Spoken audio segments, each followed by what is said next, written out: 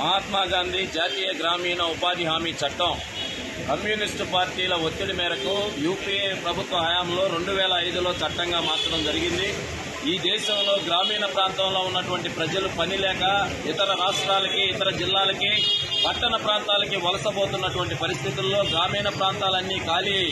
వ్యవసాయం కూడా పూర్తిగా కుంటుపడుతున్నటువంటి నేపథ్యంలో కమ్యూనిస్టులు క్షేత్రస్థాయిలో ప్రజలు ఎదుర్కొంటున్నటువంటి బాధలు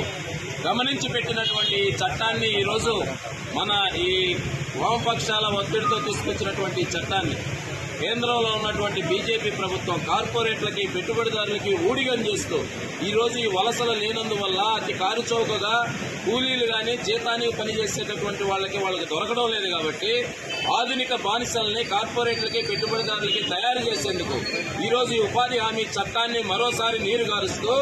ఉన్నటువంటి నిధుల్లో కోత విధించి కేంద్రం ఇచ్చేటటువంటి బడ్జెట్లో కోత